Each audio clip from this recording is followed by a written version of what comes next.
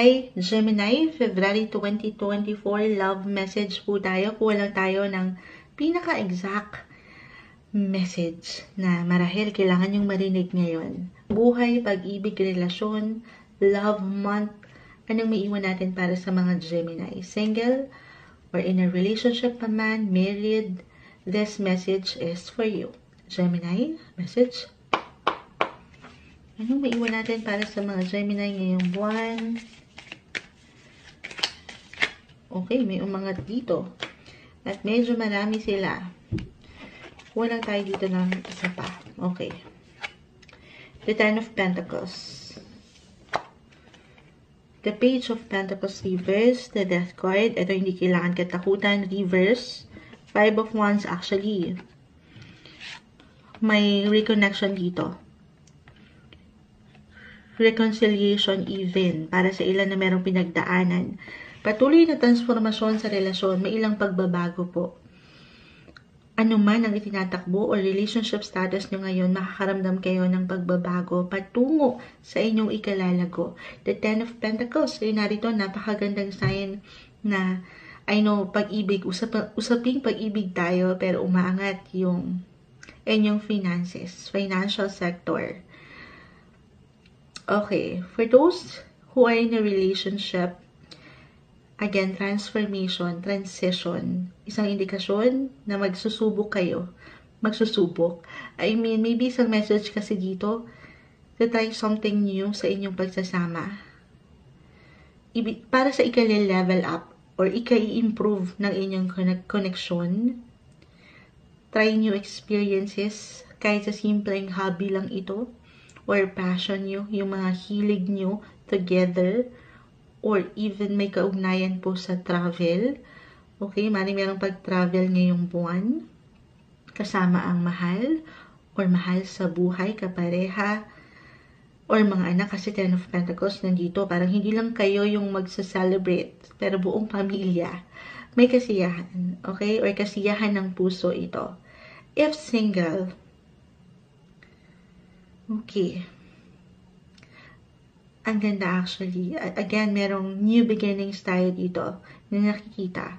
It could be long-term potential or love interest. Lalo pa kung ito ay someone na hinintayin nyo na or matagal nyo nang hinihintay with effort. Okay, kumbaga, binibigyan ito ng pag-aksyon, guys. Kasi, totoo naman yan. Hindi naman kakatok ng kusa sa ating mga pinto si The One. The Ace of Cups kasi is in reverse. Isang indikasyon na meron at merong someone na pwedeng pumasok sa inyo. Okay? Ace of Cups. New beginnings. New love interest. But this one is in reverse po. Meaning, kailangan yung paggalawin ang mga baso. Ano na? Kailangan yung paggalawin ang inyong mga baso. Kasi, walang mangyayari.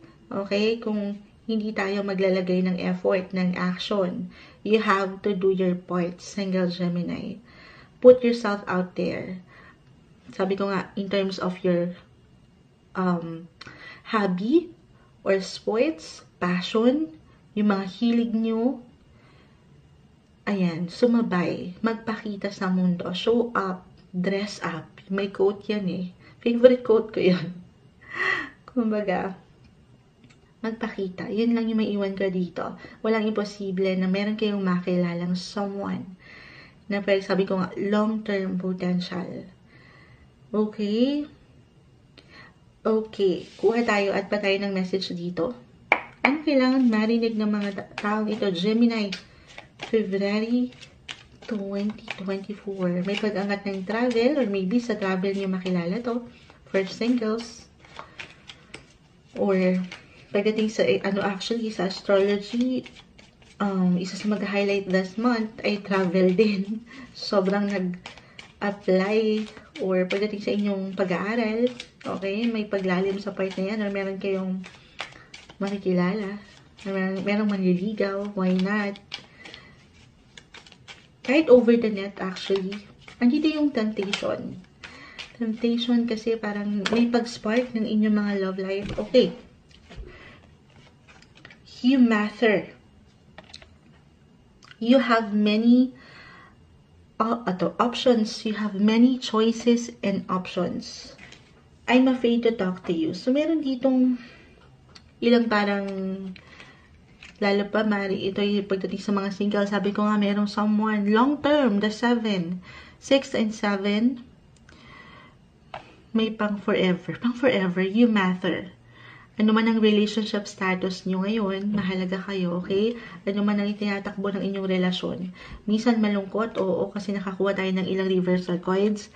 Pero yan ay hindi isang indikasyon na kayo'y walang halaga. Always remember your worth. Maring meron lang, ayan nga, you have so many choices, options. Sabi ko, merong single, may ilang taong nandyan.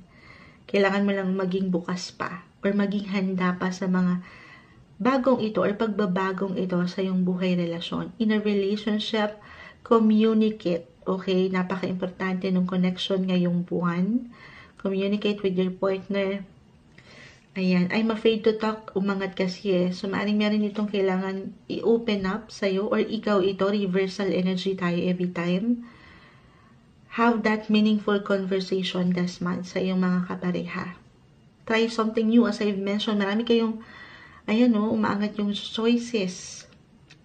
Paangatin nyo yung inyong mga malilikhaing paraan pagdating sa inyong relasyon, pag-ibig ngayong buwan, love month, Gemini.